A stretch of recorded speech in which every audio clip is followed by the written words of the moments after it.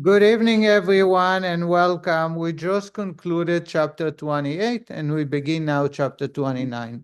A short introduction to chapter 29. In the past 3 chapters, the rabbi was concentrating on one theme, which is joy. Joy is so essential in living a life, in defeating the evil forces within us, and in serving God. If one wants to serve God, he must enjoy and be joyous. If one wants to get the best out of life, they must be joyous. If one wants to overcome challenges, they must be joyous. With joy, you can conquer all boundaries, all walls, all fortresses. You can penetrate and be able to live a life. In each of the 3 chapters previously, the Rebbe was concentrating on one theme. Last one, the one I remember, which was chapter 28, the rabbi was concentrating on what do I do if evil desires, inappropriate thinking enters my head while I'm serving God. You cannot just stop from serving God. You're praying, you're studying Torah. You cannot just turn the page, so to say. And the rabbi shared with us 3 main themes on that concept in chapter 28. One is that you need to know where you are, where you stand, meaning to be able to get upset. How come I have the evil desires while I serve God? It stems from the idea that I'm pure and holy. And therefore, the expectation is if I am a holy person, if I am righteous, and I want to pray, it should be appropriately to pray without evil thoughts, without desires that are inappropriate. Had we had a very true, real estimation, evaluation of who we are, we would realize that this is actually that the personality we are. And therefore, there is no reason to get depressed. Number 2, how do we view the idea of evil thoughts or negative or inappropriate thinking that disturb us while we engage in positive prayer and study? Says the Rebbe, instead of looking at it in a negative way, which is that it's something to disturb me, to show that I'm not perfect, that I'm not a good person, I cannot control myself, look at it on from another side and realize that everything God does is for a purpose. God wants to challenge us. God is giving us an opportunity to serve. And therefore, when an evil thought enters, the first thought we discovered in chapter 12, that even a Benoni, a holy man that don't sin, his evil thoughts are there always. The first one that enters is always no control. The idea is what happens the second time around, the second that the negative thoughts is in. Am I allowing it to continue, or I'm pushing it off? So by pushing it off, God has given me an opportunity to serve Him. And this was the second point. The third point the rabbi is making is, if you ever thought that life is going to be a smooth sailing, and when you finally realize you want to pray to God, or you want to study Torah, you want to get engaged in positivity, and there will be no challenges or disturbances, you are in the wrong universe. Because God created us to toil, labor, and therefore, no matter where we stand, how much training, how hard we work, there will always be a stumbling block. Something is not going to work. Why? God enjoys the toil, the hardship, the sweating that we are taking into serving God. And therefore, if we ever have thought that at one point in our life we will be able to enjoy praying, studying, The same is about relationship between two human beings. It can be spouses, it can be parents and children, or brothers, etc. There are times where we think we have established a relationship, we know each other so well, so it should be a smooth sailing, it should work very well, but it doesn't, unless you hiding it under the rug. Realistically speaking, on relationship, you must continuously work. It does not get established, and it works very well.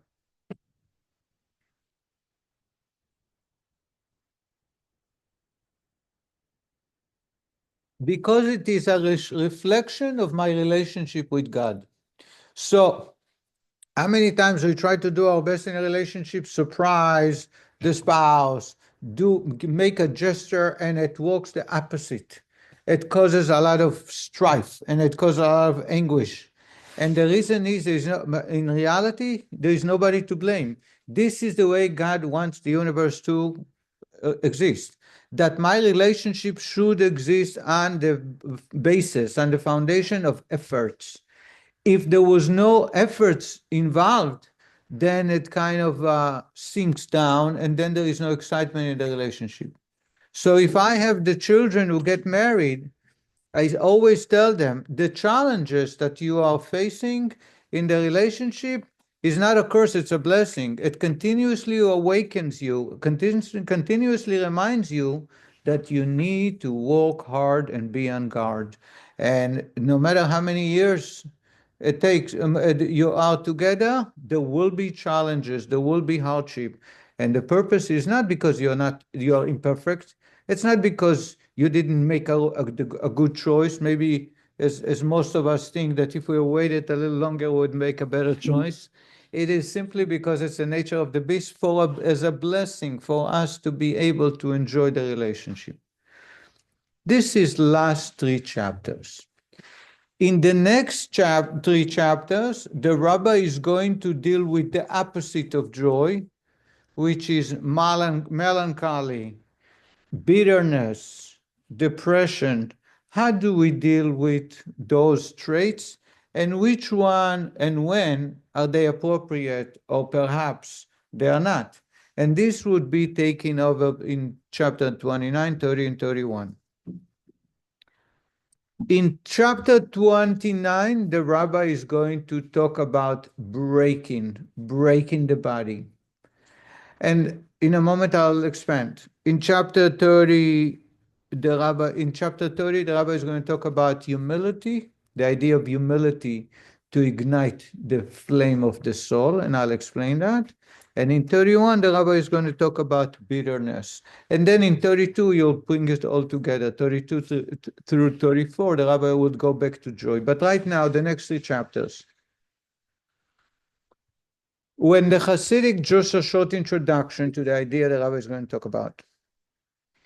When the Hasidic movement began with the Alter Rebbe, it happened that at that time, up to that point, in order for a leader or the community leaders to awaken and connect the Jewish people to God, they would go and speak with a very negative tone, warning people of the punishment awaiting for anyone not serving God, warning them about the consequences of their misbehaving.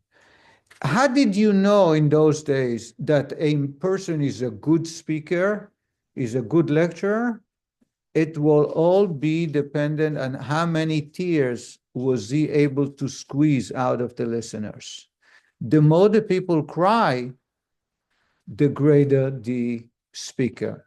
And the war people were professional rebukers, that they would travel from town to town and come to the local rabbi, and say that they know how to awaken the Jewish heart. Those days, remember, there was no All in the Family, and there was no Shark Tank, and there was no all the other theater or movies. So people are looking for entertainment. A new speaker is arriving, everybody wants to listen. And if he gets the rabbi's permission, he would get paid, and he would get up and speak. And before you know it, if he was a good speaker, half the crowd will start crying and screaming how fearful they are about their future. The Hasidic revelation was, instead of talking about the negativity, concentrate about the positivity, that we all are God's children, and God derives so much pleasure from everything good we do. And therefore, we are not going to make you fear of God. We're not making someone fear the day of judgment. We're not making a person fear for misbehaving, but rather we are going to share with them that they have an opportunity to reach directly to God and please God by doing good. In this way, actually, they were able to salvage Judaism, because the direction Judaism was going is people are asking questions. What's the purpose? And they refuse to just agree or listen to rebukes. And the Hasidic movement has taken over today the entire world. Even the non-Hasidic, they have adapted to that system, even if they don't call themselves Hasidic. The other thing is, as the rabbi, and this is the topic of this, I'm sharing with you part of what the rabbi is going to talk about. The human being is compared to a candle, to a flame. The candle is made out, the rabbi is going to repeat the same example in chapter 34, but then you'll divide it into three. Right now we're dividing into two. The candle is made out of two parts. One is the flame which is spiritual. It has no weight, and one flame can ignite endless number of flames. One flame, it doesn't matter how small, has the exact same quality like the largest fire. They have great heat. They can ignite and destroy an entire village. The flame is spiritual. Flame is you can't just carry it. The other part is the candle and the burning material, the oil. The wax and the wick that's holding the flame. These are physical. This is physical. Together, they create a candle that lights up, that provides energy and heat and light. But those two are very much opposite each other. It's a miracle that they exist. The flame will not exist without the fuel that burns it, that allows it to burn. And the fuel is very physical. It's measured. It gets consumed by the flame, and then it evaporates, becomes energy and evaporates. So you have the flame and you have the candle itself, the fuel. Both create the candle. The Rebbe says that the human being is exactly the same. It has a soul. The soul is the flame, and it has a body. The body houses the flame. Without the body, the flame will not be here. Without the body, the flame cannot provide light or warmth or ignite other flames. So the flame on its own cannot survive unless it has the human body. Therefore, says the Rebbe, is it possible that the body is opposing the flame? The answer is no. Because the only way the flame to be able to light and shine is when you have the body assisting it. If you don't have, just like a candle, if you don't have the fuel, the flame is gone. It goes away. The only one that's holding the flame here is the fuel. The body is the fuel. That's why when we eat, when we drink, we provide energy to the soul to remain in the body. Without the body, the soul does not exist, it's gone.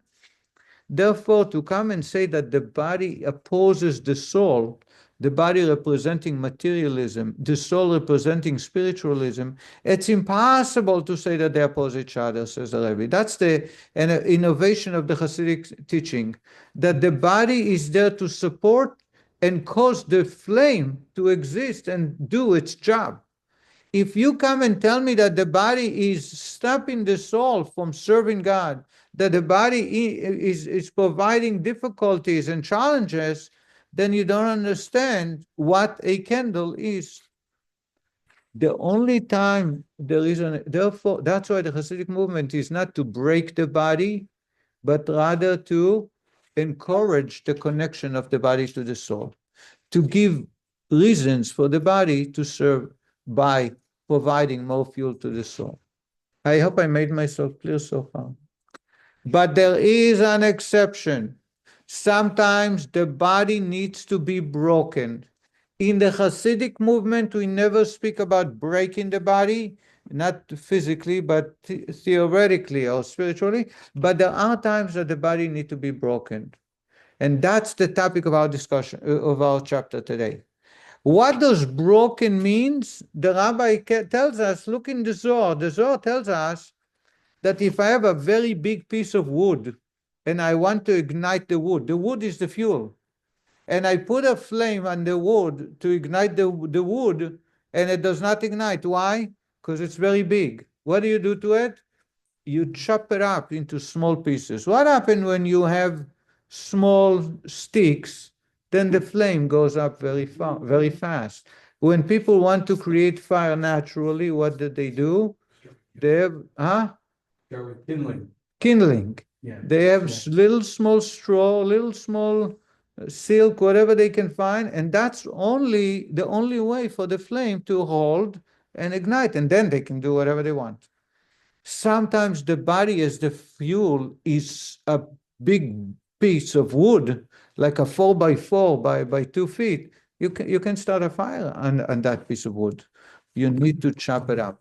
The chopping it up is the topic of our discussion. So when a person reaches a point where they feel that their body is blocking the soul from shining, the only way is to break the body. Breaking the body is the topic of our discussion. How is it done and in what way? But there are times when we need to get to it. It is called an exception to the rule, but it has to be done at times when the flame does not hold into the body. It does not enter into the body and ignites. And this is our discussion.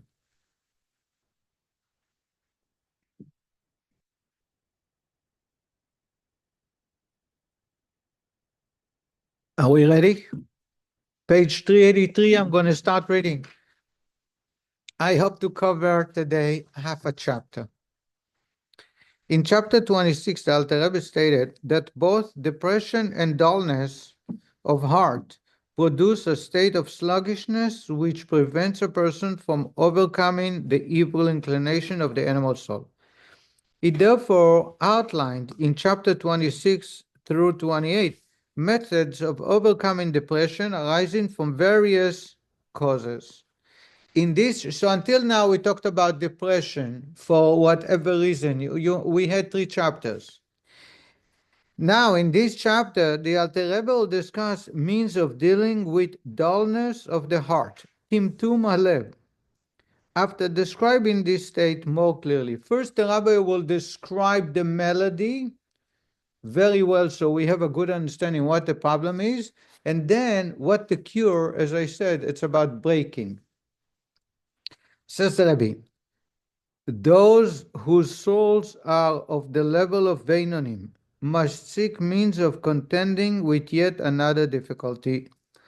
Occasionally, and even frequently, they experience a dullness of the heart, as though it had turned to stone, and try as they might, they cannot open their heart in prayer, which is by definition the service of the heart. Prayer is deemed in the Torah as service of the heart. It has to come from the heart, as the Rabbi Weinberg is going to give us two reasons why it's called the service of the heart. Prayer is service of the heart. What does it mean, service of the heart? That my heart connects to God. Sometimes the heart is stuffed like a piece of stone, and there is no feeling. There is no sensitivity to godliness. And that's called dullness of the heart. Where does it stem from? The Rabbi is going to talk about also. Here is the way Rabbi Weinberg explained it. Hasidic teaching explains that prayer is a service of the heart in a twofold sense. A, it takes place in the heart, for in prayer, one strives to extend his intellectual apprehension of godliness into the realm of emotions experienced in the heart. the love and fear of God. And B, so the purpose of prayer is what? To connect my heart to God. Therefore, it's called service of the heart. B, the object of prayer is the heart, For in prayer, one tries to transform the nature of his heart, to steer it away from the mundane desires to which it's naturally inclines, and to direct it instead towards a yearning for the spiritual and the godly. To accomplish both these objectives of prayer, the heart must, of course, be open and receptive, and thus timtum alev, dullness of the heart, is a major hindrance. So when I stand to pray, prayer by definition is to make my heart love and fear God, to have my heart connect to God. That's the purpose of prayer. And what happens if I stand up to pray and I pray for an hour and there is no sensitivity of the heart at all? That my heart has no movement, no fear, no love towards God. No, the heart is totally gone. That's called timtum alev, dullness of the heart. Also, the heaviness in his heart prevents him at times from waging war against the evil impulse in sanctifying himself in permitted matters. Sometimes we know it's wrong, but we are unable to control ourselves. And the reason is because the heart is not on our side. The heart says, get it, say those words, even though we know it's not appropriate.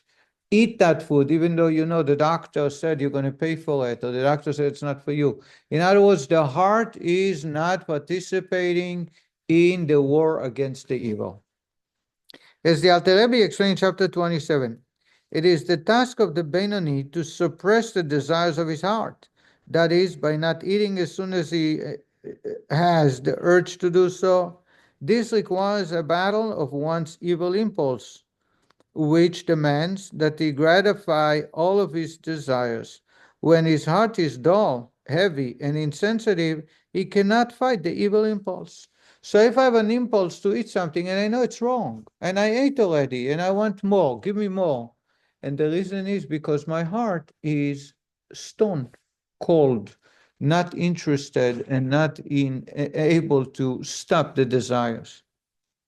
In this case, and by the way, this exists even in a Benoni. Why is it so important? Because a Benoni don't sin. He will not do something against God.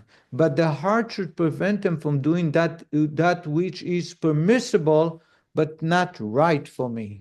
In other words, sometimes it's not a sin, but it's also not appropriate. It's not right. And therefore, the Benoni should be able to control his urges, should be able to say no. But it's very hard. The heart is not cooperating.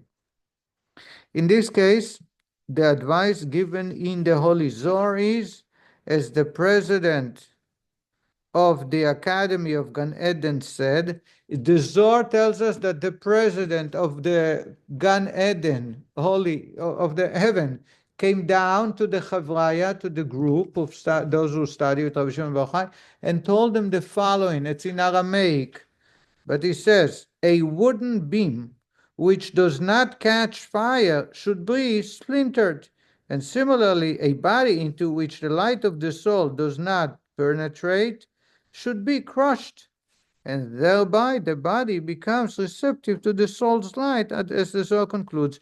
You don't kill the body. If you kill the body, you have no fuel to keep the flame. But you crush it. Crushing it, meaning you make it so small pieces so the flame is able to penetrate and ignite it. Just like in a physical beam. If you have a large beam, you cannot start a fire out of that beam. But by crushing it, you are able to. The same is the soul in the body. In the analogy quoted from the Zohar, we see that the wood is made receptive to the flame rather than the flame being increased or improved to the point where it overwhelms the wood. And similarly with the insensitive heart, timtum alev, the dullness of the heart, must be eradicated by removing its underlying cause, as the Alter Rebbe will soon conclude, rather than overwhelmed by increasing the intellectual light of contemplation of the greatness of God. I hope you understood what the Rabbi is talking about. In other words, when you have a large beam of and the flame does not catch the fire, you have two options here. One is to enlarge the fire, bring a blowtorch. And then with a blowtorch, boom, in a split second, the flame will catch. Not in a second, but it will happen. The other way is to chop it off to small pieces, and then you catch the fire, and it catches all over. All of the material become fuel. The rabbi chose not to talk about the flame to overwhelm the beam, but rather to crush the beam. Crush is not, it sounds very negative, but it's not a negative way, as we'll discover soon. Crushing it, what happens is you do not need to increase and overwhelm the beam with large flame, but rather the beam is crushed to a point that is able to receive the flame and work with the flame and provide fuel.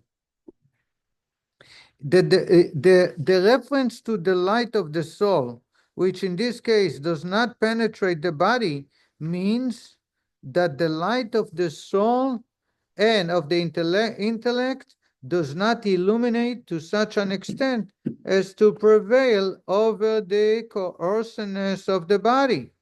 Thus, so the rabbi is saying that the light, in other words, the energy, the connection to God is not strong enough to make his heart follow suit and be able to be part of the plan and be able to awaken to connect to God. Thus, although he understands and meditates in his mind on the greatness of God, yet that which he understands is not apprehended and implanted in his mind to the point where it enables him to prevail over the coarseness of the heart because of the degree of the mind and the heart's coarseness and crassness. In other words, he knows what's right, he knows what's best, he knows to stay away from negativity, but the heart is not there. The heart says, I know it's wrong, it's this, speaking this way, doing that way, or praying without thinking what I say is wrong. But still the heart is cold, dead. There is no heart. The cause, and here is the rabbi is going to talk about the cause, and then the rabbi is going to talk about the crushing. How do you crush? The cause of this deficiency is the arrogance of the klipa of the animal soul, which exalts itself above the holiness of the light of the divine soul, so that it obscures and darkens its light. The coarseness of the haughtiness of the evil soul to take over the body. So even a Benoni, someone who does not sin, sometimes they become so haughty that they are unable to see the benefit, or they are unable to see, to allow the heart to follow and enjoy or be able to push them in doing the right thing. Therefore, did I make my, Ali, do you understand what's going on? Okay, thank you. Therefore, so we know what the problem is. The problem is the heart is not there. We know now what the cause of that. The cause for that is haughtiness. Simple as that.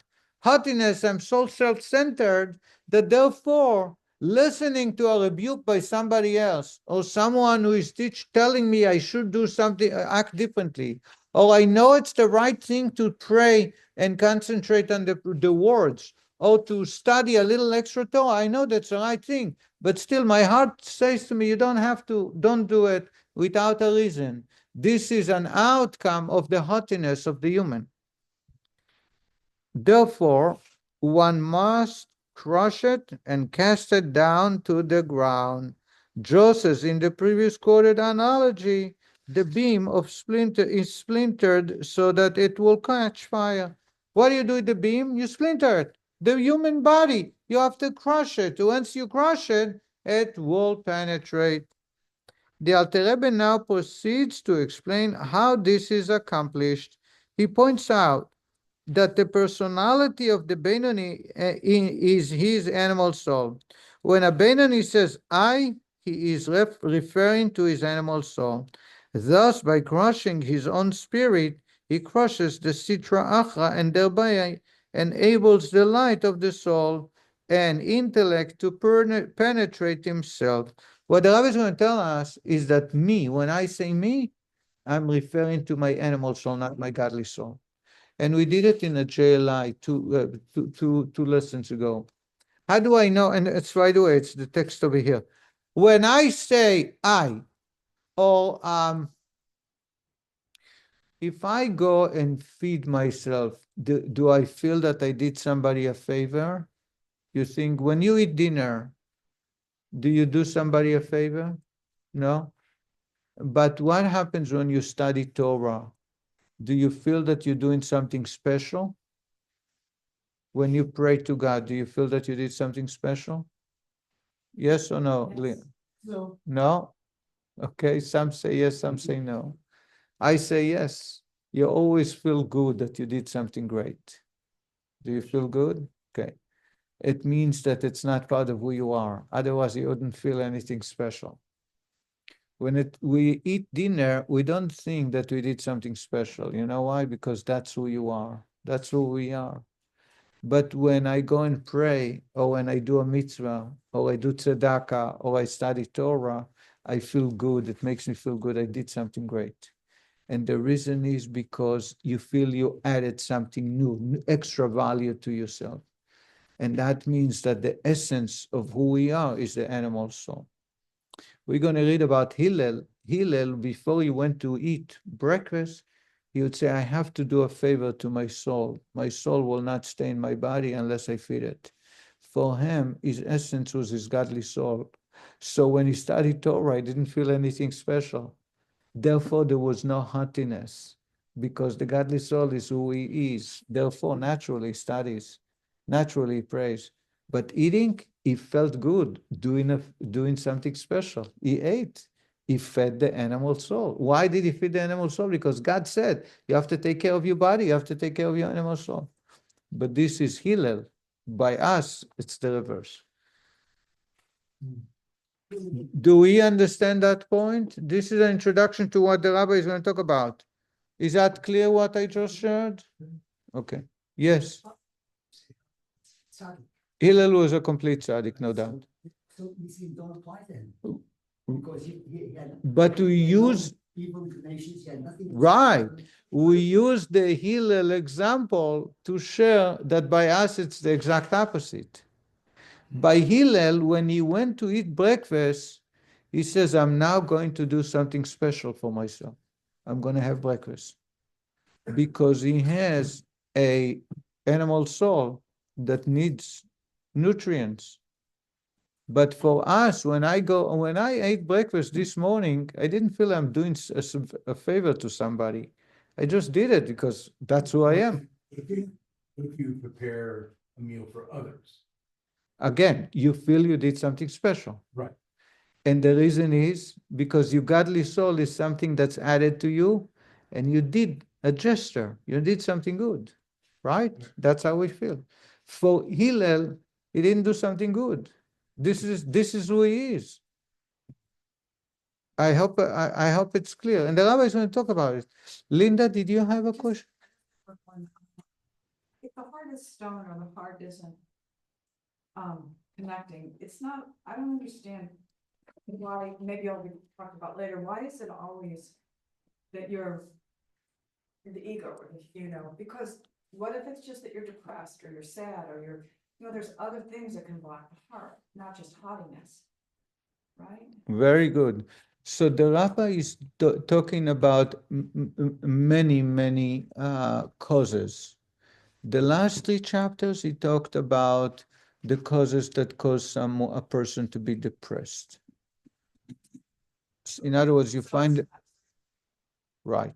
So the last 3 chapters, you can identify the reason you feel that is something, you feel, you can point out to the reason and you get depressed because either a legitimate reason or illegitimate, it doesn't matter. Here, there is no reason because there's nothing wrong. He's not depressed. It shows the heart is refused to cooperate. So, and that's what the rabbi is saying. Therefore, we need to take the other method, which is the crushing of the body. The rabbi's point here is that when you crush the body, you actually crush your animal soul and not the godly soul, even though when you're crushing your body, you're crushing the animal soul, not the godly soul, because the animal soul is the essence of who you are. And that's the point the rabbi is making as a reference from Hillel. There are holy people whose identity is the godly soul. And if they crush themselves, they're actually crushing the godly soul. But that does not apply to a Beinoni, and definitely someone who didn't reach the level of Beinoni. And this is what the rabbi is saying. This means that one must crush the sitra achra and cast it into the ground by setting aside appointed times for humbling oneself and considering himself despicable and contemptible, as it is written, now a broken heart leads to a broken spirit.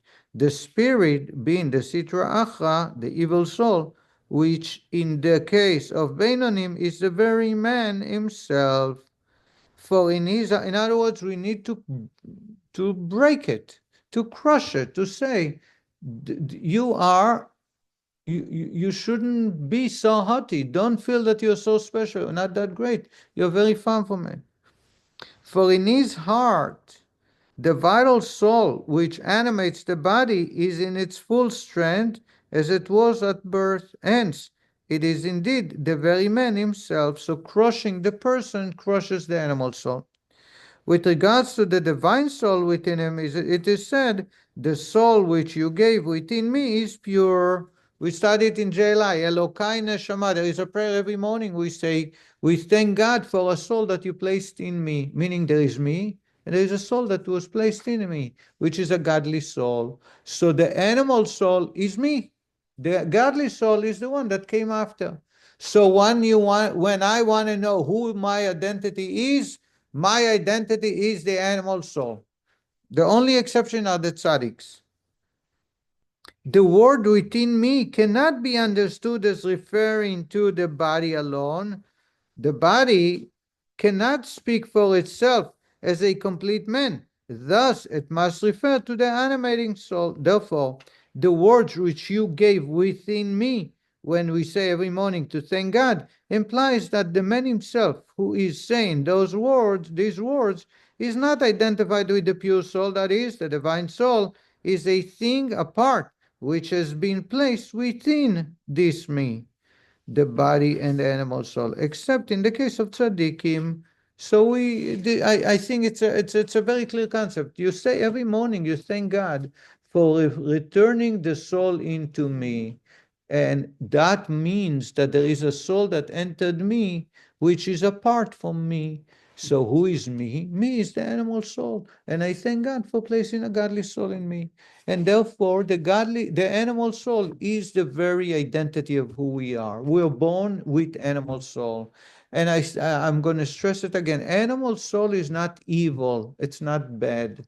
Animal soul is something God created, and there is nothing wrong with it. But that animal soul is no different than all other creatures, all other animals in the world. Godly soul is the one who sees outside of itself. Godly soul is the one who is looking for a purpose, for a mission driven. That is unique to humans. No other creature. The cats and the bunny rabbits are not looking to see what's the purpose I was created for. How can I improve the universe? There is no such thing for them. When a lion is preying and when a lion is killing somebody, it did not do anything wrong, because that's the way God created them, to preserve the universe. Each animal, each creature has their natures, and they follow those natures. So they shouldn't be punished, because they cannot think outside themselves. They have nothing else. Human is unique, and that is what godly soul is about. The godly soul is the definition of thinking outside of myself, the definition of mission driven, the definition of repairing the universe. Now back to our discussion here. When I want to have the animal soul crushed, I'm able to ignite the flame so that the heart is impacted and the heart follows suit, is also following the plan of the godly soul. With them, the contrary is true by a tzaddik, except by a tzaddik. The rabbi says, by a tzaddik, they don't say, neshama shenosato bi, the soul that you place within me, because that neshama, that soul that you place within me is not true. It's the soul that is their identity, that's their me. There is no addition. So with them, the contrary is true. The man himself is the pure soul, that is, the divine soul, which the body is called the flesh of man, that is secondary to the man itself, the divine soul. For them, there is a godly soul, that's their identity, and in addition, there is the flesh, the physical needs, the materialistic part of the human. It was in this sense that Hillel the elder, there were few Hillels, or two Hillels. Elder is the father, the first one, who would say to his disciples when he went to eat that he was going to do a favor to the lowly and poor creature, meaning his body. In other words, before he would depart to go and eat breakfast, he would say, I'm going to do a big favor with a poor creature, referring to the animal soul. Because for him, it's like for me when I study Torah, I feel great because I did a mitzvah. You did something to feed your godly soul. For him, he did something to feed his animal soul, which is very, very strange, not strange, but outside of his identity. He regarded his body as a foreign thing and therefore used this expression that he was doing it a favor by giving it food. For he himself was nothing other than the divine soul. It alone animated his body and flesh, inasmuch as in tzaddikim the evil that was in the vital soul pervading their blood and flesh has been transformed into good and completely absorbed into the holiness of the divine soul. And thus the divine soul is the man himself. So what the rabbi is telling us, by a tzaddik, by a righteous man, their identity is godliness.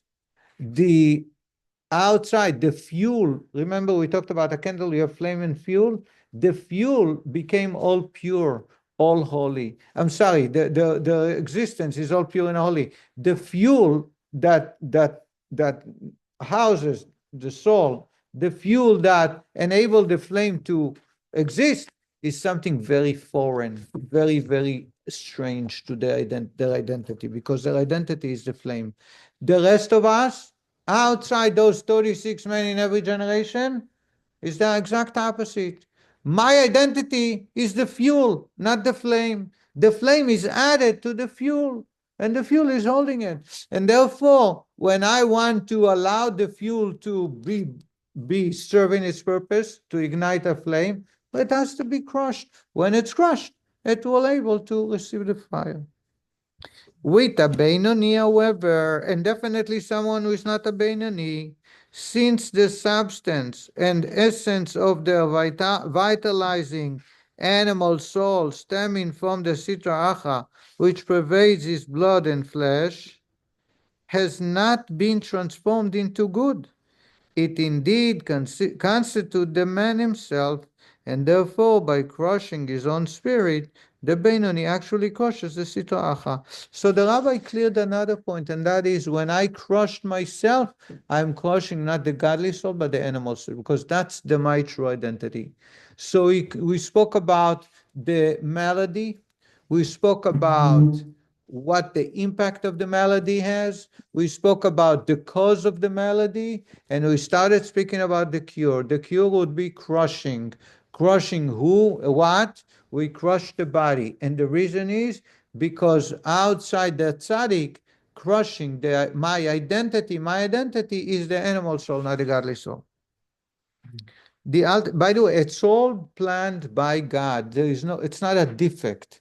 It's not something that the plan did not work well. It's actually the way God created us, as we studied last week in details, because God derived the pleasure when we toil and put a lot of effort. The Alter Rebbe now the Alter Rebbe now proceeds to suggest various lines of reasoning that the Benoni may use in order to humble him and crush his spirit, and thereby the sitra achra of his animal soul. The first of these follows from the point he just concluded, that the personality of a Benoni is, in fact, an expression of sitra achra, the animal soul. So the Rabbi is going to give us few methods of crushing the body, so to say, to allow the flame to ignite the body. If so, that is actually the animal soul, he is removed from God with the utmost remoteness, for the lusting, the drive in his animal soul is capable of lusting also after forbidden things, which are contrary to God's will. While he does not desire to do these forbidden things, in actual practice, God forbid, yet they are not truly repulsive to him as they are to a tzaddikim, as explained above. In other words, the fact that the Beinoni will not sin, it does not take away that he has that desire to misbehave, and that desire alone is distinguished from a tzaddik. It means that he is not close to God. If he was very close to God, he wouldn't even have the desire to do. There, the Alter Rebbe explained, in chapter 12, explains that after his prayers, when the love of God is no longer revealed in his heart, a Benoni can feel a craving for material pleasures, whether they be permitted or forbidden, except that in the case of forbidden matters, he does not actually wish to implement his desires in forbidden actions. They remain instead in the category of sinful thoughts, if anybody remember. In this way, says the Rebbe, in this he is inferior to and more loathsome and abominable than unclean animals and insects and reptiles, as mentioned above. For even they do not transgress against God's will, as we study in chapter 24. And since he does so, in his mind at least, he is worse than they. And as it is written, but I am a worm and not a man, King David. Do you remember we spoke about a man can be worse than all creatures, even than a gnat, a fly, a mosquito? Why? Because no matter how despicable their behavior might be, they do not deviate from the plan in which God created them for. Therefore, they cannot disobey God. A human being, when we disobey God, we are worse than even the fly, the most despicable creature. Therefore, says the Rebbe, when a man starts contemplating the fact that he had a desire for acting or speaking or doing something which is against God, even though he does not bring it into action, should remind him, needs to crush himself, say to himself, let's take a moment and start thinking and analyzing, what did I do now? The fact that I had this repulsive thought is a sign that I am acting worse than even the fly. The worst type of animal is not able to reach that low as much as I do, and that far away from God. And by contemplating and thinking, it will break him. That's called one method of breaking. Contemplating that the thought, the desire that enter his mind is a sign that he is able to reach farther than the worst creature. That's one. As a human being who chooses to lower himself to the level of a worm, I am worse than a worm, for it is a worm by creation rather than by choice. The worm had no choice. God created it that way. God created the fly that way, that he's only taking and not giving back. But I chose to do so. By choosing, I am lowering myself farther than animals. So that's one. And the rabbi is going, I think we're going to stop now. The rabbi is going to go and talk about other methods by which we need to crush the body, which is the fuel that to allow for the flame to be ignited. I hope I made myself clear. I just want to show, maybe to conclude, some stories, because we didn't have too many stories tonight. I had no story. I had no stories. Oh my God. So just one story. There was a man who came to the Rebbe, the fifth Lubavitcher Rebbe, for a blessing, asking for a help for something very, very. I think that he needed help with children. He wasn't blessed with children. And the Rebbe says to him, I'm sorry, I can't help you. It crushed him so badly that he left the Rebbe's room and he sat down and he was weeping and pouring his heart out, that no one can stood by and watch him. The Rebbe, the fifth Lubavitcher Rebbe, had an older brother that was not the Rebbe. He was a follower, he was a chassid of his younger brother. When he saw it, he couldn't bear the pain of that man. And he knocked on the door of the Rebbe and he turned to his brother. He says, how can you do that? How can you cause so much pain? There is so much suffering in the man, In other words, you could have said, may God help you, I'll pray for you. Why did you say, I can't help you? Why did you, so to say, shut him down? And the Rebbe says to him, you're right, call him back. And the Rebbe got dressed up, like when he's in private audience and said the prayers. And when the man enters back, he says to him, may God bless you with your needs to be fulfilled. And it was fulfilled. The Lubavitcher Rebbe spoke in a public gathering, and he says, what happened here? That before he cannot help him, and now only later he can help him? And the Rebbe explained that when the Chassid entered the first time, he was all excited. He's going to go to the Rebbe, and the Rebbe is like an ATM machine. You stick in the credit card, and you get a blessing. No big deal. That's what we call about the haughtiness of the heart. It's a bullock. It's a beam of wood that the flame does not penetrate, because he's sure everything will work out. Everything is great. When the Rebbe said to him, I can't help you, what the Rebbe did is crushing him. He crushed his heart so badly that he really poured out his heart to God in prayer. He needed to pray to God with an authentic pouring of the heart. Remember, the service of the heart is what the Rabbi starts with. The dullness of the heart. It's not the dullness of the identity, the dullness of the man. Dullness of the heart, meaning the heart is not participating with its part. It's dead. It's like a dead piece of meat. The dullness of the heart, when you crush your identity, you are able to make the heart connect to God. When he left and he was pouring his heart, there was no doubt anybody who passed by was impacted. You know why? Because the pureness of the heart was expressed. And now, after he was crushed, he can come back and ask for a blessing. And now he appreciates it and he's thankful to God and he's using it to connect to God. That's an example of crushing of the heart. Another story, huh? You want to hear another one or not? Huh?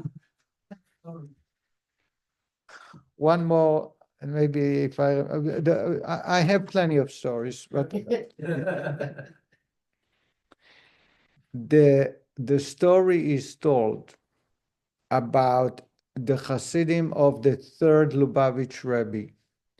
There was one man that was very poor, but he was a Chassid who served God with the pureness of his heart. And there was another Chassid very close to that level. He was raised in a very special Hasidic home, but he was raised in a very wealthy home. So all his needs were met. All his means, he had all the means to live a good, lavish life. His parents had raised him with the best teachers, the best spiritual leaders. His grandparents were Hasidim. So he had a big load of Hasidic background and Torah background and financial. When one time he was in synagogue, this Manish, his name is Manish Moneszon. And this Manish, as I said, was very wealthy. And he was serving God, he was a real chassid. One day he heard this other guy screaming to God. He says, God, open up my heart, that when I say to you, I love you, I really mean it like Manish when he says, God, all the money is yours. Because when this wealthy man says, God, all the money is yours, he really understood what it means. because he was very wealthy.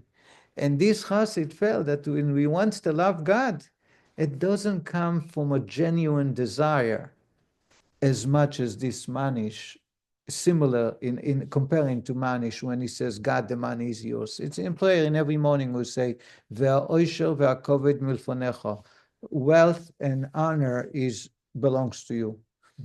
Manish heard that, and it broke him apart. That people want to connect to God, and they are comparing the utmost connection to God like his understanding of money. And this was so painful for him that he dropped it. He was in synagogue. He heard that from a guy. He dropped everything and he traveled to the Rebbe and he asked to see the Rebbe. And with great tears and crying, he turned to the Rebbe and he says, please help me. Help me connect to God appropriately. And he became a different human being. Now, the Rebbe speaks about that, and the previous Rebbe, not the Rebbe, he says that the Jew, the Chassid, the friend, the colleague, when he spoke, he didn't even know that Manish is in the room. He just wanted to express his desire for an authentic connection from the heart. And the only example he had, he didn't have much, is the other Jew who was very wealthy, understood money very well, grew up with money. It's a second, third generation money. And therefore, when he says the money is yours, he understands what he's saying. He wanted to feel the same way. Yet by hearing it, this Manish hearing it, he understood that all that people see is that he understands money, but not real the depth of the connection to God from the heart. And the Rebbe gave him a whole different way of reconnecting to God that it made him another human being. That's called the crushing of the heart. Crushing of the heart is to be able to penetrate into the heart and crushing it to pieces. Humility. We're going to talk about humility in the next chapter in details. But the humility enables the crush to splinter into many pieces, so the flame penetrates and ignites the body, and now it becomes me. So again, the rabbi took an extra time to talk about my true identity, and he uses a tzaddik like Hillel to show us how we are the opposite, that our true identity is the evil. And therefore, crushing my identity is actually crushing my evil soul. Only way to allow the flame to enter is by making it into small splinters. And that happened. The first is, the rabbi says, start contemplating of who you are for real, and realize that you are far, far removed from God, even from a fly, a mosquito, because they are God's choice, but without choosing. But we choose, making a choice to go farther from God. The rabbi is going to give us many more, so to say, ways to crush the identity. So the flame should be able to hold on to the body. Yes. One other example, that, you have to crush an olive to make the oil so that it can burn for hot. That's it. Thank you. No, the Talmud tells us that an olive will produce its oil only when crushed. Same as the Jewish people, when they are crushed, they will produce, they'll give out the best quality. But perhaps I was going to talk about it as well. But thank you for pointing it out. Good night, everybody. We hope to see you next week.